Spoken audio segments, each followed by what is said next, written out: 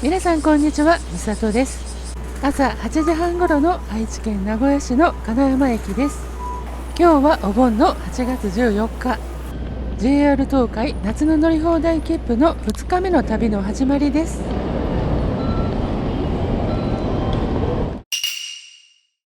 今日のこれからの予定は、とりあえず東海道本線で東へ。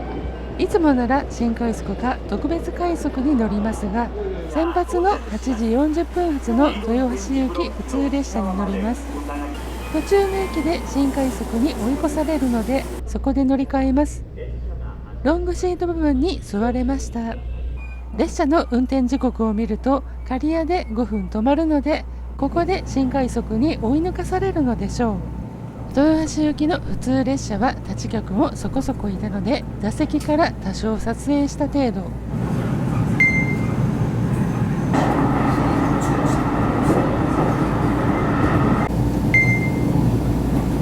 金山から26分、刈谷駅に停車。豊橋行きの新快速に乗り換えます。9時9分発の新快速豊橋行きです。豊橋までは34分間の乗車時間。9時も過ぎた豊橋行きの新快速は刈谷から十分座れました。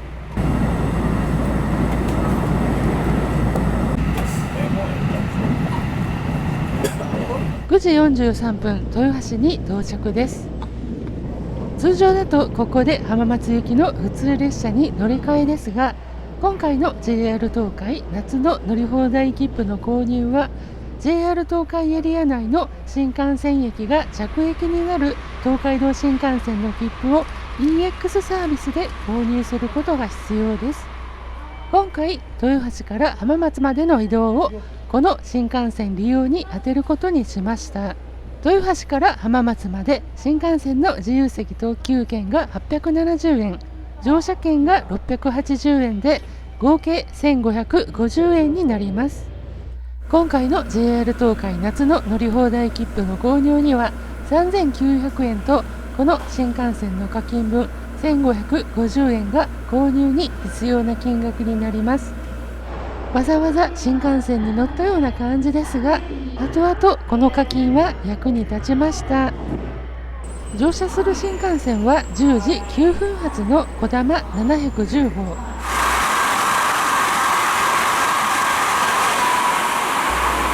たった1駅で12分間ですが、せっかく課金した新幹線を堪能します。ガラガラに空いていたので3列側に座ります。お盆の上り列車ということもあってか、本当に空いています。のぞみやひかりの上り列車の自由席が後ろ側の号車で、前の方にある14号車で空いているのかもしれませんが、ちなみにこの新幹線車両、チャイムがいい日旅立ちが流れています。 JR 西日本の車両に当たりました。あっという間に浜松到着。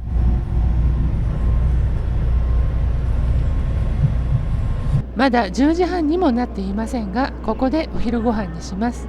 本当はここで途中下車で直接外に出る改札に行けばいいのですが、在来線との乗り換え改札で先に在来線しか乗れない乗り放題切符を通し、 EX サービスのスマホでタッチして改札を通過しました。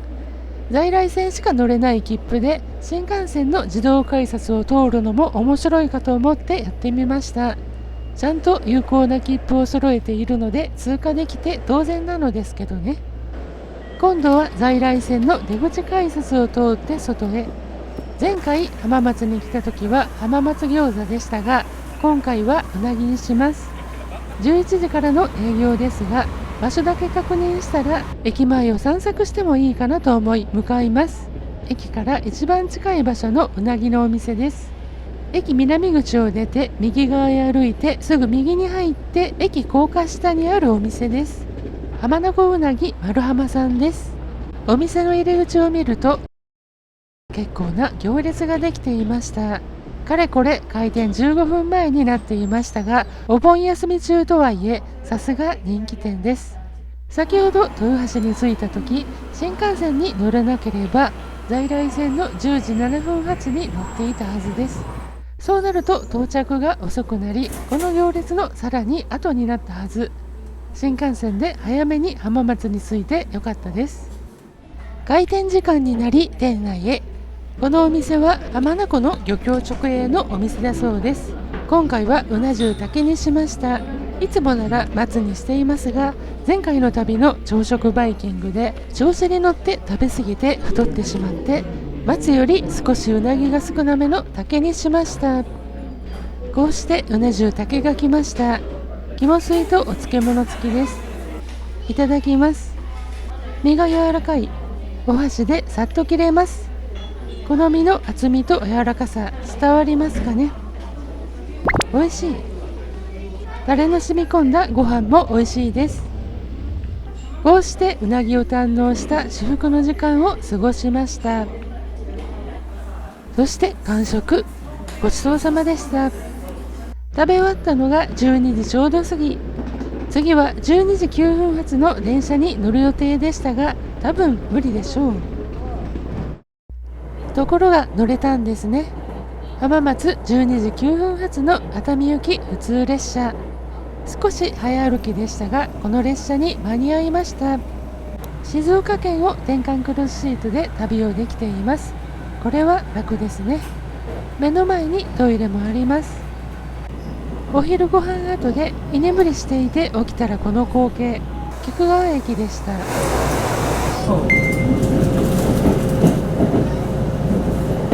大井川鉄橋を渡っています。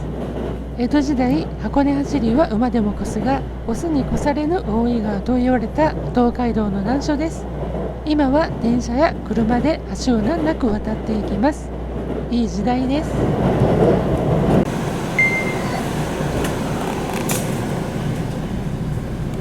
この列車では途中の富士駅まで乗車します。いつもの旅だと時間を作って浜松から富士までの間にどこかで途中下車するのですが、今回は先を急ぎます。普通熱海行きです。次は由比です。興津駅と由比駅の間の去った峠です。いつもは海側を見てましたが、今回は去った峠側の山側を見ています。東海道の難所で江戸時代頃までは海沿いの危険な道を歩くか峠を上り下りする必要がありましたが、今では東海道本線や国道2号線、東名高速道路で難なく通り抜けられます。室町時代に足利幕府初代将軍の足利尊氏と弟の直義の兄弟同士が戦った古戦場でもあります。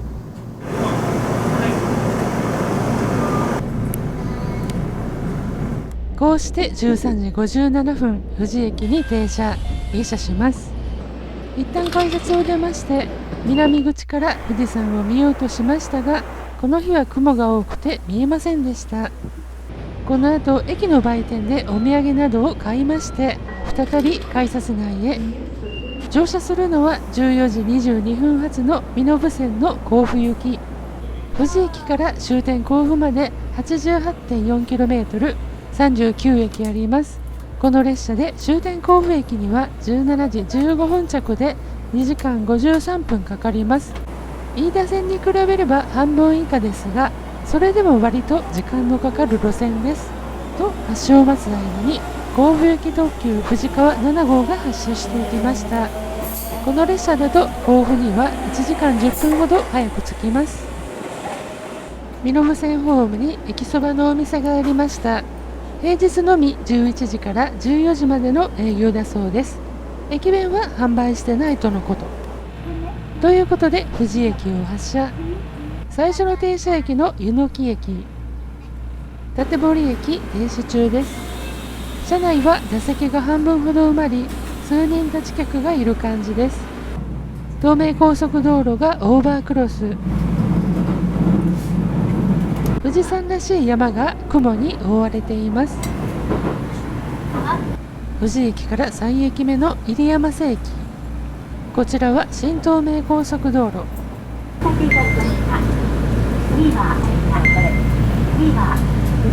富士宮駅に停車です。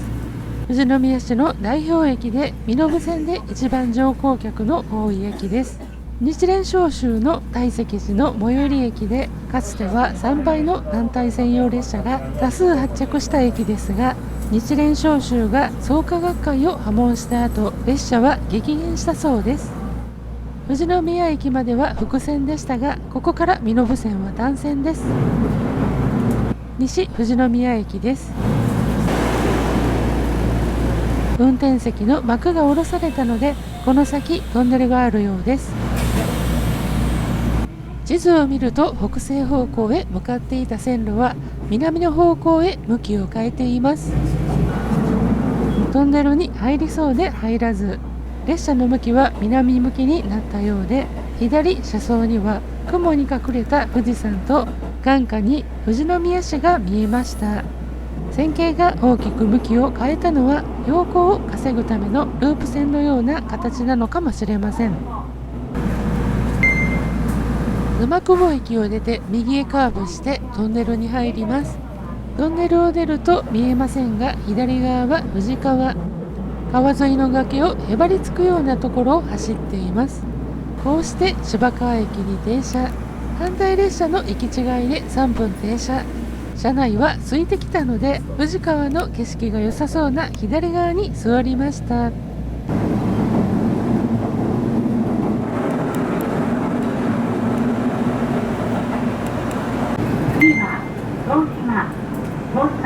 午後3時を過ぎたので、富士駅で買っておいた富士山キャラメルもなか木の実をいただきました。中はキャラメルとくるみ、アーモンドなどが入っていました。美味しかったです。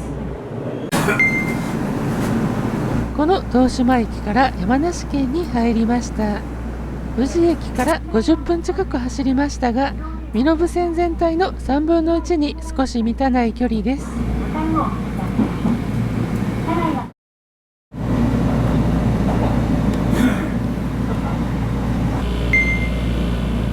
井出駅から富士川の対岸に見えるかなりの高さの高架橋は中部横断自動車道ですね。身延線のライバルな高速道路です。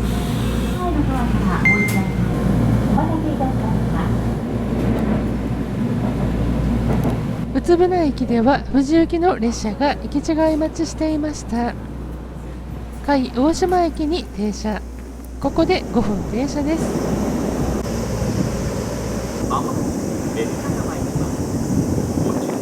特急富士川10号との行き違い待ちでした。15時36分、甲斐大島駅を発車。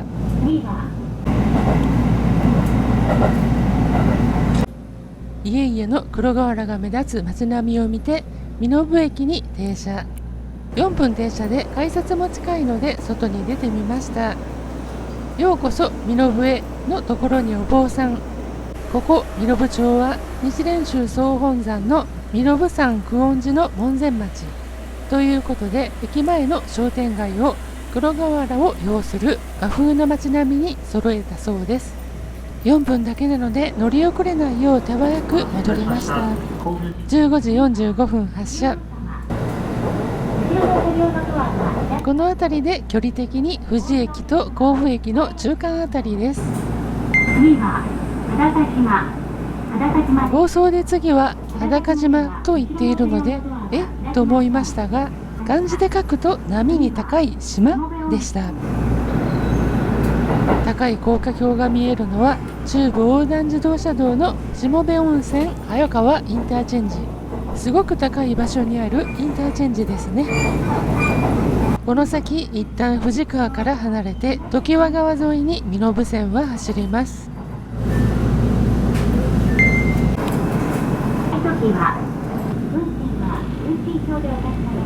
こんな感じで常盤川沿いを走っています。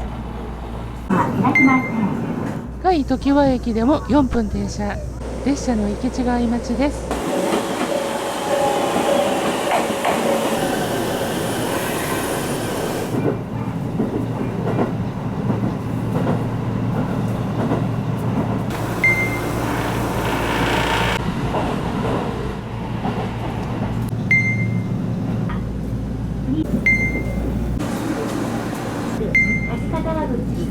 次は梶川口駅です。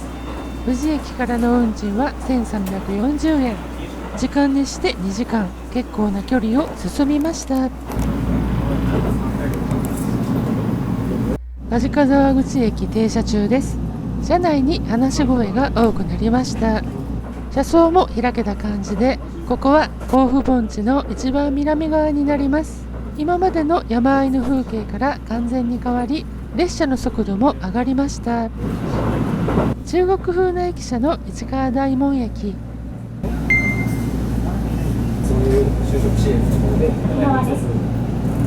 ハエたたきが残っていました。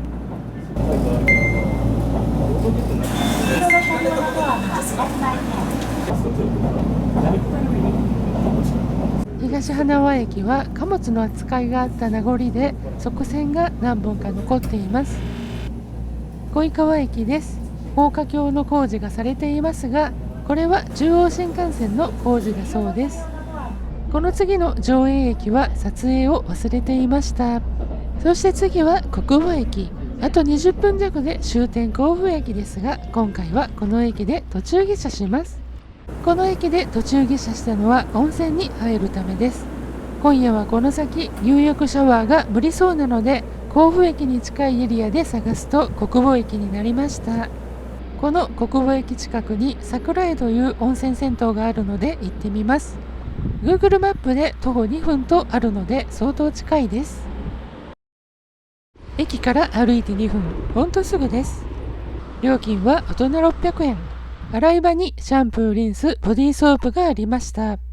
湯船の底が温泉成分のためでしょうか、露天風呂の底が黒くなって効きそうな感じの湯でした。さっぱりして旅の疲れも少し癒すことができました。温泉を出まして駅に戻ります。瓦屋根の駅舎が見えてますが、このぐらいの距離です。国母駅に戻るとこんな時間。次は19時2分に甲府行きがあります。甲府には19時16分には着けます。ご注意ください。次の甲斐住吉駅から甲府市内になり、車内は結構他地局もいました。さすがに混んでいて外も暗いので撮影はしていません。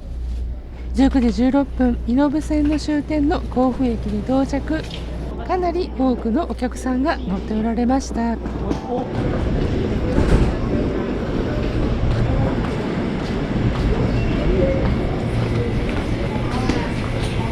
甲府駅の改札を出ました。これで2日間の JR 東海夏の乗り放題切符の旅は無事に終了です。1日あたり1950円でかなり長く乗って信州そばやうなぎを食べたり、飯田線や身延線の旅を十分に楽しむことができたと思います。この後は甲府の駅前で晩ご飯をいただくべく歩きました。せっかく甲府まで来たので山梨県の郷土料理のほうとうをいただこうと歩きましたが、この時間はどこも満員で待ち時間が長そうだったり閉店の時間だったりでありつけず、2日間連続で晩ご飯難民になりかけました。駅ビルのセレオ甲府に戻り、サイゼリヤの晩ご飯にしました。これだけオーダーしても1150円、リーズナブルにお腹を満たせました。さすがサイゼリヤ様々です。ということで JR 東海夏の乗り放題切符の旅の動画はここまでになります。次の動画は甲府から帰り道の動画になります。お楽しみに。今回も最後までご視聴いただき誠にありがとうございました。チャンネル登録をどうぞよろしくお願いいたします。評価の方もしていただけると嬉しいです。